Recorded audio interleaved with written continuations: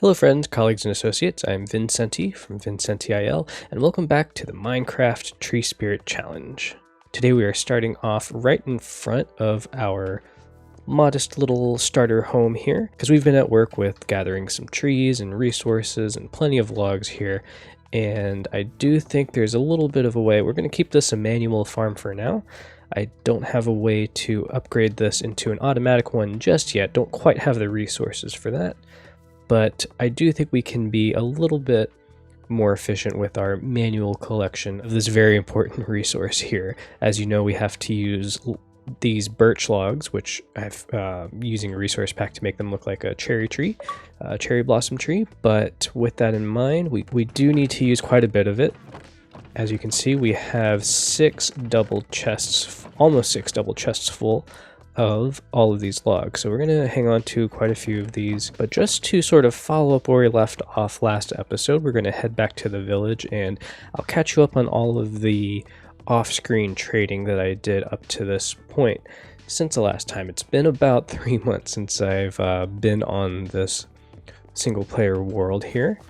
And last time we had built a relatively efficient iron farm, and we've been using all of the resources to gather as much emeralds as we could by trading iron with the folks over here. So if we come over here, we can see first of all, we have a huge number of iron golems just kind of spawning. I'm guessing that mobs are showing up over here and scaring all these villagers, but as you can see over here, I have a little chest over here where I've been keeping all of the extra emeralds I've gotten, and yeah, we've been doing pretty well for ourselves. This is the whole collection of emeralds that I've gotten since we've gotten the iron farm going, trading with the toolsmiths and weaponsmiths over there.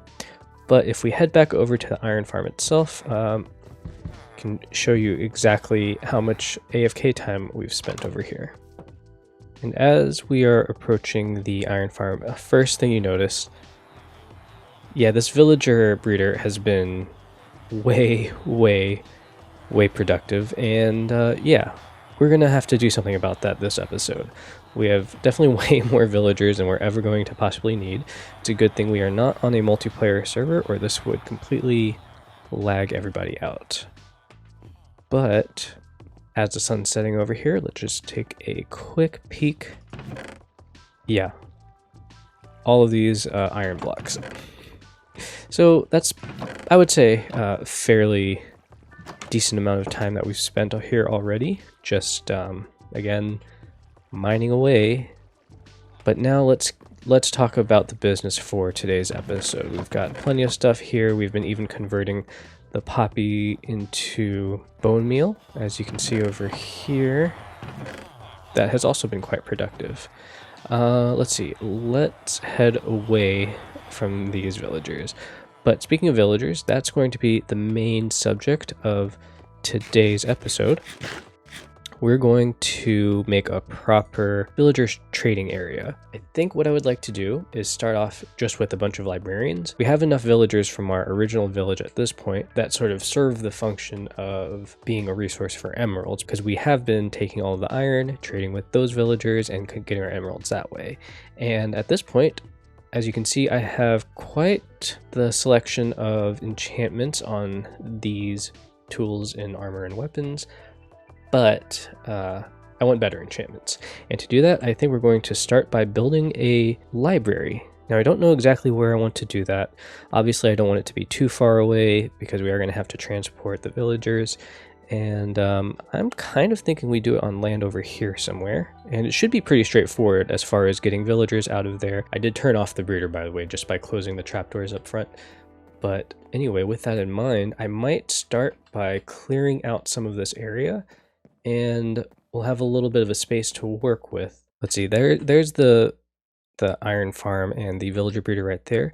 I'm thinking if we sort of flatten out the area on this side of this little hill, and we can have our library area right there. That way it won't be too far away from our starting base over there, and not too far away from the village on the other side. So let's go ahead and get started. I'll grab some resources, and we'll start off with a time lapse of finding a spot to clear out.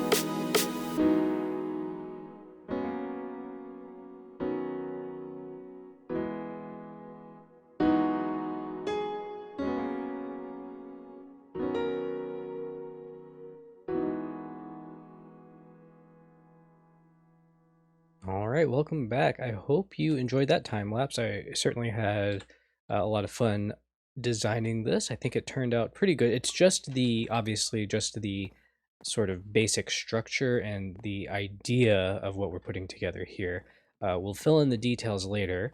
And don't worry about all of this dirt here. The dirt is entirely here to represent blocks that we'll put eventually. So all the ones right here are going to be the different lecterns that the librarians will work from. And then the ones along the back there are actually going to be, I'm pretty sure I'm going to use bookcases there just to make this feel like a library. And we'll probably end up doing more decoration later. And we'll do something about filling in these walls and windows once we get this whole area populated. So you can see we have a little bit of a rail system here, and that's just to bring the villagers over. And we have this connected all the way up from the other side. And eventually what I'm going to do to bring them over is kind of set a bunch of them in their individual minecarts, and then we'll use a minecart with a furnace. I think that's going to be far less resource intensive to get all the villagers that we're going to need. We don't need to use as much redstone, no powered rails, things like that. And there are definitely plenty to pull from here. So let's just make sure this is going to work out fine. Huh. Well, okay, let's try putting it right there. And still nothing. Normally this works. Okay, I finally got it to work. It was a little bit weird. It's not behaving like it normally does, where it could be because I'm in 1.16, but before I would be able to just place a single rail there and they would just kind of pop through. But anyway, I did a little bit of finagling, took out a couple of blocks, and it's working now. So I guess we'll just roll with it. And I do have a bunch of iron, thanks to our good iron farm there, to make a couple more minecarts, and we'll get these guys going. Just pop them into there, and yeah, there we go. All right, so I believe that's going to be 12 villagers. That should be enough to fill up the bottom layer. That is a 2-story building there. So I think it's going to be 12 and 12, 12 villagers on the bottom, 12 villagers on the top. That should be enough to get at least one of every single enchantment that I'm looking for. I'm just kind of guessing at this point. I don't remember the exact number, but they're all kind of stuck here because they can't go uphill without power. So we'll just use a minecart with a furnace, pop that through, and that should send everybody along just fine. But that was 12 villagers, and they will eventually all get pushed along there. Eventually. There they go. And I guess we'll check on it in a second, make sure they all got into the little pen okay. But yeah, with the 12 villagers that we took out, looks like we didn't even make a dent in how many we have here. So yeah, I've turned off the villager breeder, and we are going to be set for life, I think. But let's head on over and see exactly how those villagers ended up. I am a little bit worried that they might be like crushing each other or something like that. But let's just take a look over here and see. I do like this clearing that we pulled through as part of prepping for this build here, but it looks like one of them has gotten astray, and then we have quite a few just kind of everywhere. So give me a moment to get this all sorted out, and we should be back in a second. Okay, so we do have 9 villagers here. I did end up losing 3 of them. They ended up getting stuck in blocks and taking some suffocation damage and dying on me. So that is a little bit unfortunate, but it shouldn't be too bad. We can just grab 3 more. Well, let me make sure I have a count here. 1, 2, 3, 4, 5, 6, 7, 8, 9. So if we get 10, 11, and 12 from over there, then we should be all set. Although, now that I'm here, I do want to double check the number that I have, number of spots. 1, 2, 3, 4, 5, 6 here, 6 there. So yeah, that's a total of 12. All right, I know how to count, thank goodness. Let's go ahead and grab the last 3.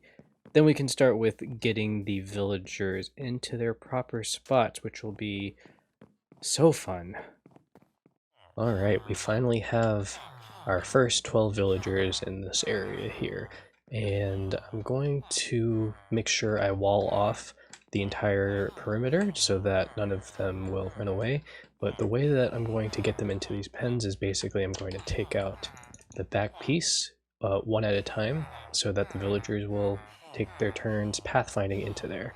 And it should be pretty straightforward.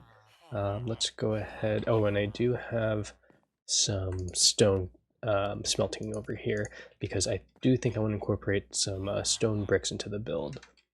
But that being said, let me find my fence gates, and actually it's probably better just to use some kind of block that is actually distinct from what I've used in the build. So we'll use cobble for now, and we're going to break these out.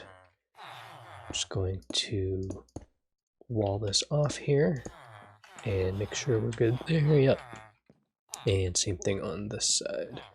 Yeah, I put that there, but let's use cobble so I remember to take it down. Alright. And last thing, I guess I will also take this down for now so that they don't wander up there. And then what I'm going to do is actually use, I don't have a ton of lecterns just yet, but I guess we will start with 1 or 2, then we'll buy some bookcases from them and make some more. But if we go ahead and break that, pop that in there, and then do like that, we should have easy access for these villagers to make their way in there. So let me just clear these out. Sometimes the rails will mess with their pathfinding a little bit. Just going to do final checks, make sure that nobody is going to be running loose, and looks like we're good. So let's go ahead and break this. Alright, let them out. Now we have our first villager in there. Perfect. And we are going to block it off with dirt. Excuse me. Thank you. Thank you. Perfect. And that's exactly what we're going to do. So I'll take that back in a little bit. But we'll break this. Pop that in there. Somebody want to go in there? No? Yes. There we go. Oh, this one claimed it first, apparently. There we go. Alright, so what trades do we have? We've got a flame for bow, and then... Oh, did I accidentally hit somebody? Whoops. So we will go ahead and shuffle these around, and let me go ahead and clear these out. Alright, so the next step, what we're going to do is place a couple of spruce trapdoors just like so. Actually, no, we don't want these ones yet. We only want the ones on the stations where they're actually installed already. And now we'll go ahead and jump back here. I'm going to reclaim this and do the same over here. Alright, so this is going to be a little bit of a tedious process, but now that we have this trapdoor in place, if I remove this dirt block, then that villager won't be able to step out. And what that allows me to do is remove that, place the... Oh, I just realized, actually, that there is a chance that it could, if I place this, it could be claimed by any of these other guys out here. So let me remedy that. Probably use fence gates to keep them separated. There you go. Perfect. So what we're going to do is take this away, place this down, he claims it, and we do want to try and get an enchantment in the first level of trade. Punch 1. I would like it to be something better. Loyalty 2, I'm not really interested in that right now. Fortune 1 is okay. But if I get Fortune, I would like it to be level 2 or 3 would be much better. But yeah, essentially we're just going to cycle through these until... Unbreaking 3, that's what we're talking about. The only problem is I don't have any actual books on me. But actually, here we go, yeah, I did bring a couple of items here. So let's make 1 book. Let's Grab some emeralds. And unbreaking 3. Thank you. Perfect. So eventually we'll try to level them up, but this one is done. Now I'm going to do the same thing. We're going to get all of these villagers into these individual stations, and then I'll go through and cycle through each of them. And I'll see you when we're done with that. Alright, so at this point we have our first layer of villagers in place. I've leveled up quite a few here as much as I could. Like for example, this one's up to an expert. But basically, yeah, we bought as many bookshelves, glass, lanterns that we could. Now that we have as many bookshelves as we do, I'm going to go ahead and clear out all this back row of dirt. And we'll get these bookshelves as decorative blocks to kind of get a little bit more color and life into the build, which I think will be very nice. And it should also supply us with enough to make lecterns for the second layer. And for the most part, that second layer, I'm pretty sure I'm going to have it basically identical to what we have down here. Alright, I'm pretty happy with how that looks. It's going to take a little while before I can get everybody leveled up all the way. I might do that before I install the villagers up top. That way, when they level up and they unlock additional books, it would be useful for making sure that we don't have any duplicates before setting the trades for the ones above. I don't have as much paper as I would like, so that will probably be another project coming up soon. I'll have to grab some from over there. But yeah, for now, I'll go ahead and work on that.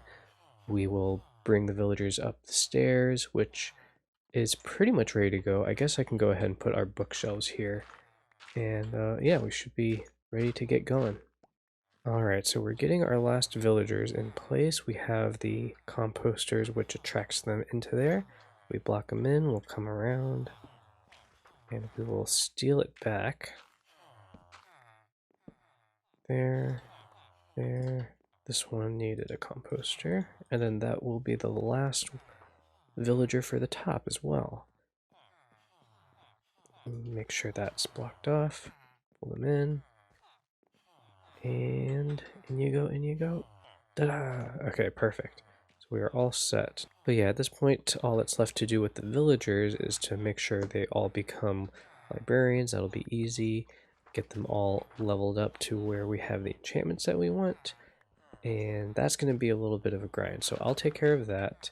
And then once we're done with that, I'll bring it back. We'll talk about maybe getting the details done here. Now that we have a good source of glass and we have some stone smelted up, I think it'll end up looking pretty good. But let's get these librarians taken care of first, and then I'll see you on the other side of that. Alright, so now we're at a point where I think we're pretty much done with working with the villagers directly, at least for now. The main thing that we want to do is at least get the structure itself completed and looking nicer. At this point, I do think it's starting to look a little bit wonky with just a half dome, because if you look at the back here, it'll probably just kind of end. And what I have to decide is if I want to do some terraforming to make the hillside come up and meet it up here, or just go ahead and clear this out and make it a full dome, make it a full-on like rotunda type of structure. And I'm not really sure which direction I'm going to go in as far as that goes yet. But at least I can start with the foundations that I've laid already. I think I'm going to bring some of these outer structures, bring the skeleton out just a little bit so we can give the build a little bit more depth, and then we can fill in with a little bit of stone, a little bit of glass, and go from there. I'll go ahead and get started now with putting some of these details in, and we'll go from there. So this is the basic idea that I have right now of lining the bottom with a little bit of the stone bricks, filling the glass in the center, and then I'll probably just extend this out so that everything as far as the base goes is one block out, and I think it'll give it a little bit more depth doing it like that. These ones I'll probably have to make the birch wood pieces so that they don't have the ends. And yeah, I think that's looking a little bit better, but this is what I'm working with, and we'll continue that basically all the way up. I'm not sure what I'm going to do with the actual dome part yet, but the other question is, do I put glass on the interior there? And I think that's going to be a yes. But let's see if we do some of this. And yeah, I think that does make a pretty nice difference there. So let's go ahead and continue with that. We'll just do that all the way around. Okay, so I think I have finished with the bottom layer. As you can see, I used stone brick stairs on the underneath here and on top to support these glass blocks. The reason I don't use glass panes is because these corner pieces are going to end up looking a little bit strange, although that might end up working to my advantage. So let's just take a look from back here. But once we have something final, we just copy it to the top, and then we can figure out the dome part. That's going to be a little bit more complicated. But you know what? I'm starting to think that that looks pretty good. The glass panes might actually work out. So let's grab a few here. And I don't have a silk touch pickaxe just yet. I do have one of them in book form. Here we go, silk touch. I might as well use that now. Actually, I would hate to use the levels. Like, this is only an efficiency 2 pickaxe, so I think I want to save that for when I have a pickaxe that I'm ready to fully enchant. But let's just take out the bit right here and replace the entire thing with glass panes. Oh, the thing, okay, I think I know the part that I'm hesitant of is the fact that it's going to end up connecting to all of these blocks behind here. And yeah, just like that, it's going to be very less than ideal. Yeah, definitely not what I want to do. So we'll keep everything else the same. We'll just use the plain old glass blocks, and I guess I'll use these panes later on for something else. But at least that does mean we are completely done with the design for the bottom bit here. So I guess we just take this idea, move it to the top, and keep going from there. So our second story is pretty much done, and I have to say I'm quite happy with that. I might do a little bit of changes to the way that the center of the top floor looks, but for now I do want to try and figure out how I'm going to handle the dome. It does look a little bit wider now that I've added that extra layer of depth around the outside there. Another thing that's a little bit challenging is that it's hard to see from down here exactly what it is that we're working with. I might end up having to raise the dome up even a little bit more, but I don't know. I'm just gonna sit here for many hours and just kind of look at it, and maybe something will click in my brain and we'll have something that looks good by the end. I don't know. I don't know whether to do just a full glass dome and just fill in the center. I don't know if I have to even consider the fact that it looks a little bit squat and needs to be widened a little bit. I probably does.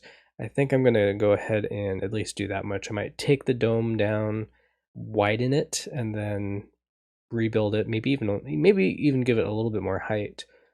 But I don't know. It's a little bit tough.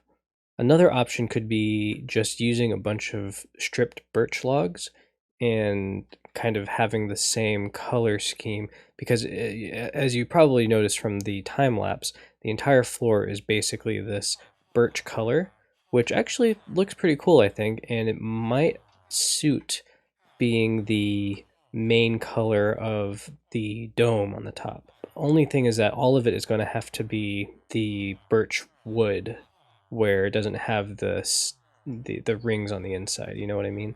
It won't have that, because that would be a little bit rough, I think. But let's go ahead and sleep the night away. I'll spend a little bit of time messing with that, and then I guess by the time we come back, we'll have something pretty much completed. I am pretty happy with how that turned out.